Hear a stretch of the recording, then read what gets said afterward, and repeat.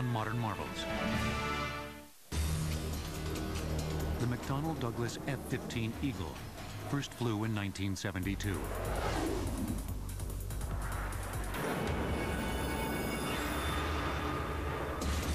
And reigned unchallenged for decades as the world's premier air superiority fighter. But the new F-22 Raptor will finally bring that reign to an end.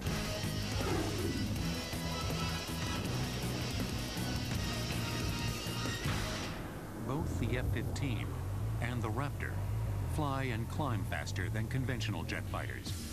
This enables them to dominate air-to-air battles with enemy planes, which means they can deny the skies to the enemy. Hence the term air superiority fighter.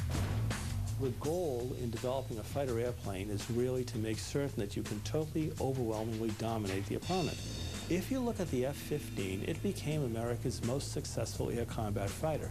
Indeed, you can argue historically it's the most successful air combat fighter of all time because it has never been shot down in air-to-air combat while shooting down close to 200 opponents in air-to-air combat.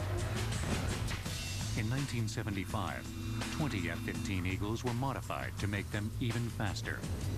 Called Streak Eagles, they set several time-to-climb records that still stand. But the new F-22 Raptor is expected to break those records and bring new meaning to the term air superiority. The F-15 is very old in the tooth. You know, if we take a look at our fighter forces today, you realize that if these airplanes were automobiles, they'd be wearing classic car plates. After a testing and validation program lasting 4.5 years, the industry team of Lockheed Martin and Boeing in 1991 won the competition to build the next generation air superiority fighter that would replace the aging fleet of F-15s. It capitalizes on a number of technological revolutions, and this enables us to get first look at an opponent, first shot at that opponent, and first kill, where we are literally moving out of the fight before the enemy realizes they're being attacked. You can detect him, you can fire a missile on him, and he'll almost blow up before he even knows you're there. So it's not that you're undetectable, but by the time he does detect you, you already have such an offensive advantage on him that it's really not even a competition. The production version of the F-22 design, now called the Raptor, first flew in 1997. Like the F-15 Eagle, it can reach supersonic speeds. But the Raptor can cruise without using fuel-hungry afterburners, giving an enemy less time to engage it. The F-22 is also easier to fly. An Air Force pilot who was training to fly the F-22 told a bunch of reporters recently on the trip that I took that traditionally a pilot had to spend about 85–90% of his or her brain power just to attain a situational awareness, just to take the information from each of his sensors and understand what they were telling him.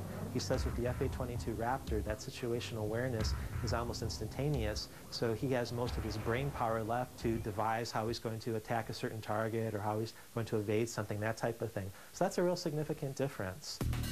Another capability that gives the Raptor an edge is thrust vectoring, a system that allows the blast of hot gases coming out of the engine to be pointed in different directions.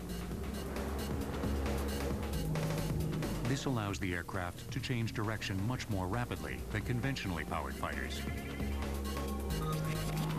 Thrust vectoring was pioneered on the X-31, a NASA research plane built by Rockwell. The X-31 put on a dazzling display of thrust vectoring capabilities at the Paris Air Show in 1995. Most people at the air show in Paris when they first saw that thought the airplane was going to crash. And then it just flies right on out and goes and does another maneuver. These people had never seen it were just in awe. The X-31 helped pave the way for the F-22 Raptor's use of the thrust vectoring concept.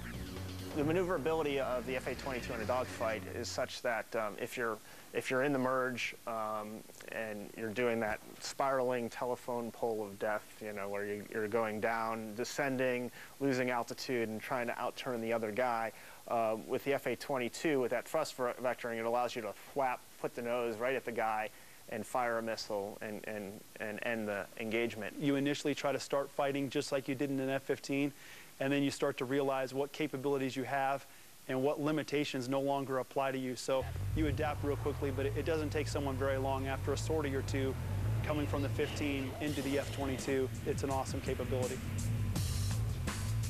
The F-22 is also stealthier than any other jet fighter, including the F-117 stealth fighter, which represents an older generation of stealth technology.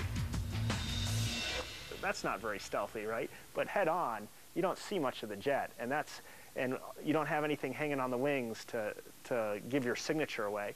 And so we like to say, beware of Raptors with open doors. You know, when the doors are open, that means that you're shooting something, and the doors open quick, shoot something and close before a radar signature gets transmitted back to the enemy. Even when the doors open, now suddenly you have sharp corners and weird angles, and that can reflect radar back in a direction you don't want to. The Air Force plans to eventually purchase 339 Raptors, and production of the aircraft is scheduled to continue to 2013. The F-22 is an Air Force pilot's dream.